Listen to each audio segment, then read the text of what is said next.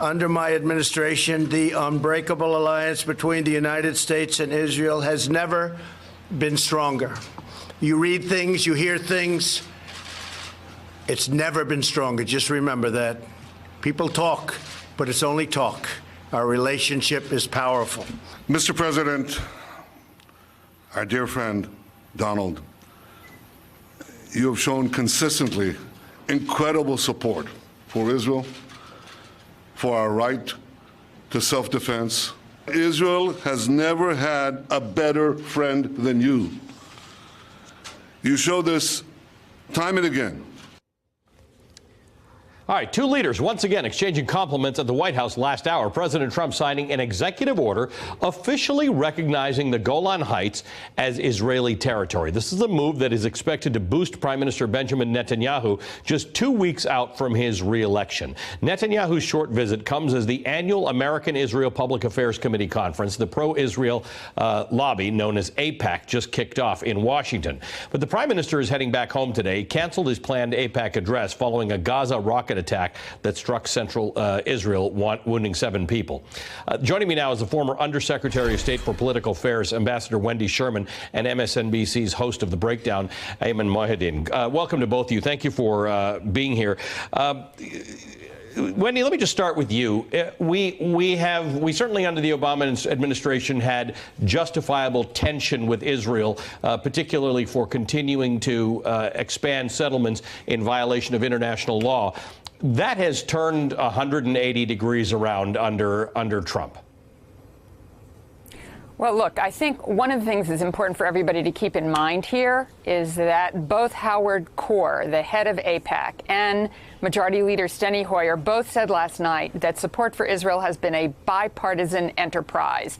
All of this talk led by the president that somehow one party is more pro-Israel than the other party is a little ridiculous in the sense that Israel is, in fact, the only democracy in the Middle East, and we have always been on all parties and independents strong supporters of Israel's right to exist. The concern, Ayman, is that some of these declarations, like the moving of the embassy to Jerusalem and like the removal of the word occupied from territories that the entire world and the United Nations deems to be illegal, one wonders what it's for. What are we getting? One can be completely in favor of and supportive of the Israeli government and not be supportive of the idea that there's an illegal occupation going on. Yeah, man, that's a hard question for me to answer because I'd have to speculate on what President Trump's personal motivations are. There could be a whole host of them besides the obvious. I mean, you can say, as Ambassador Sherman was saying, it has been a longstanding interest of the United States to have a close working security relationship with Israel for values, for whatever, and all those things are true and they are valid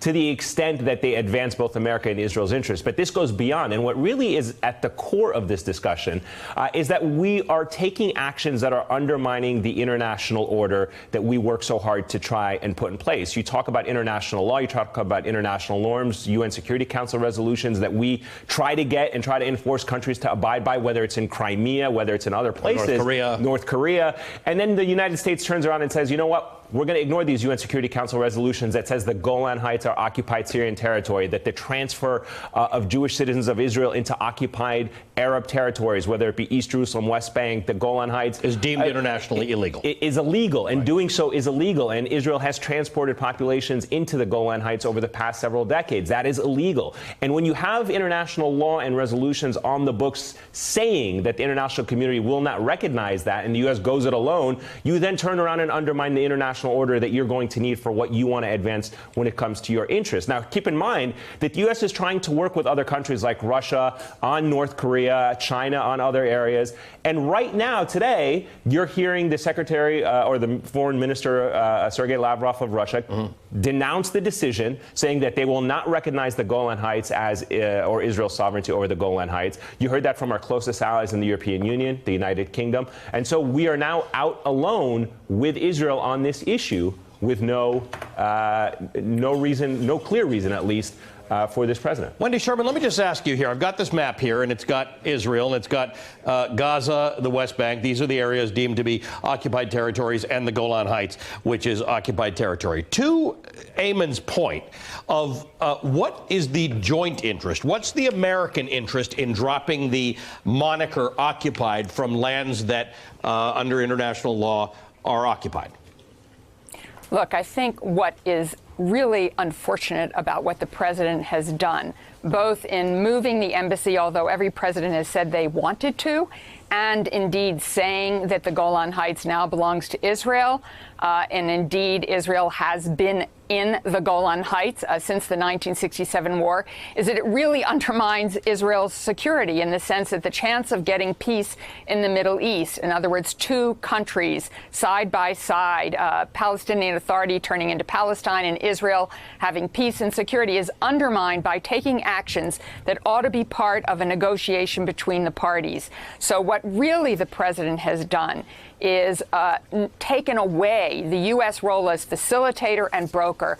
And I do want to add one other thing, which I should have said from the start. There's nobody listening who doesn't have thoughts and prayers with the people who were injured by the attack from Gaza.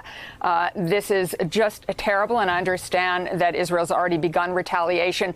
But this cycle of violence, this cycle of retaliation against these unfettered and terrible attacks won't get us any closer to peace. And although we keep hearing about a vaunted plan to come out of the White House, there's always a reason that it can't move forward. Let me just say one thing quickly, and this is a point that a lot of Israeli officials have brought up, is that the annexation and the recognizing by the United States of Israel's sovereignty over the Golan Heights, to some extent, may pave the way for Israel to try and annex the West Bank and have the United States recognize its sovereignty over the West Bank, effectively killing any chance of a two-state solution. Some people have already said that, you know, the two-state solution is already dead. Once we've said that it's not occupied, then yeah, if you start using the language of disputed territories, if you start going down the road that international law and resolutions don't matter in this particular conflict, and Israel, and particularly this right-wing government, continues to try to exert its control over Palestinian land, what you're going to wake up with one day is realize that this government is calling for the annexation of the West Bank. The Israeli government is calling for the annexation of the West Bank under Israeli sovereignty.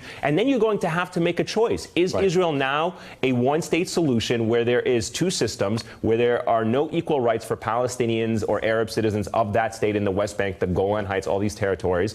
Or are you going to allow this system, which some have called an apartheid-like system, to continue as we see every day? Hey, MSNBC fans, thanks for checking out our YouTube channel. Subscribe by clicking on that button down there and click on any of the videos here to watch the latest interviews and highlights. You can get more MSNBC for free every day with our newsletters. Just visit msnbc.com/newsletters to sign up now.